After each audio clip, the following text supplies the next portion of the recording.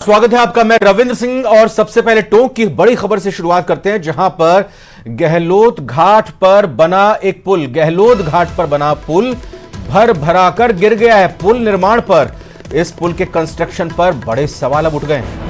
और आपको बता दें कि घटिया निर्माण की भेंट चढ़ प्रदेश का सबसे लंबा पुल और 135 करोड़ की लागत से पुल का निर्माण हो रहा है। भरभरा करके गहलोत घाट पर बना जो पुल वो गिर गया। तस्वीरें हम आपको टीवी स्क्रीन पर दिखा रहे हैं। पीडब्ल्यूडी ने आरके जैन बिल्डर्स को ठेका दिया था और लगातार 2 साल से पुल का निर्माण हो रहा था। इस पुल के निर्माण में मौके पर मौजूद अनुभवी इंजीनियर नहीं थे, मतलब मौके से नदारद थे। जब निर्माण कार्य चल रहा था तो जो अनुभवी इंजीनियर होने चाहिए वो नहीं थे। मजदूरों के भरोसे ही पुल का निर्माण कार्य किया जा रहा था। 3340 मीटर लंबाई का प्रदेश का सबसे बड़ा यह पुल है। टेस्टिंग के दौरान ही पुल का हिस्सा धराशायी हो गया। तो कई सवाल अब खड़े हो गए हैं इस पुल के एक हिस्से के गिरने से।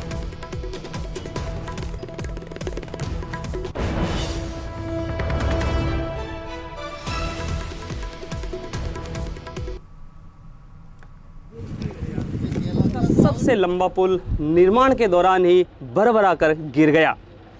जी हां, कल देर शाम ये निर्माण कार्य के दौरान ये पुल का हिस्सा एक है वो टूट करके गिर गया है। निर्माण इसका चल रहा था और 135 करोड़ की लागत से ये पुल बनास नदी पर गहलोत घाट पर बन रहा है। बारिश के दिनों में करीब 4 महीने 400 से ज़्यादा गाँवों का संपर्क इस पुल से होने वाला था और आज़ादी के बाद लोगों को ये सौगात मिलने वाली थी। लेकिन अब पुल गिरने के बाद इसकी गुणवत्ता पर सवाल खड़े हो रहे हैं। मैं आपको एक बार दिखाना चाहूँगा, ये जो पुल गिरा है, ये देखिए गुणवत्ता की जब बात करते हैं तो ये सीमेंट का भारी भरकम पुल किस तरह से गिरा और इसकी आज क्या स्थिति बनी हुई है। 135 करोड़ की लागत से जिला मुख्यालय से चंद कदमों की दूरी पर ये पुल बन रहा है और ऐसा माना जा रहा है कि ये पुल बनने के बाद में प्रदेश का सबसे लंबा पुल बनेगा।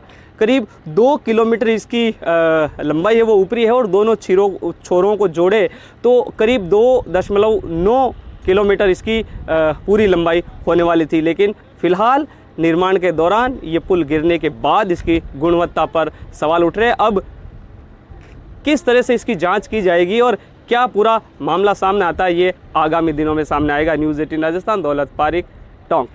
इसमें उसके हाइड्रा वाले ने शाम का टाइम था तो बम निकाला, उससे टक्कर हुआ, उसकी वजह से एक गटर का अनबैलेंस हुआ तो एक के बाद एक गटर सीक्वेंस से गिर गए।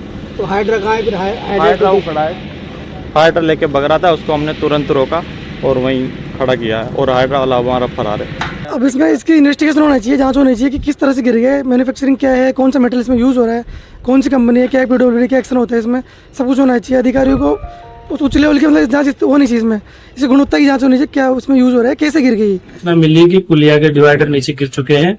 तब मैं भी मौके पे गया, वहाँ जाके देखा कि कोई ऐसा हादसा तो हुआ नहीं था, लेकिन फिर भी ठेकेदार के द्वारा लापरवाही बरतने की वजह से ही कुछ ऐसा हुआ है। ये आगे ऐसा नहीं होना चाहिए। और कोटा से इस वक्त की बड़ी खबर आपको बता दें, नकली घी की फैक्ट्री से जुड़ा बड़ा अपडेट सामने आया है और पकड़ में 5000 लीटर नकली घी आया है।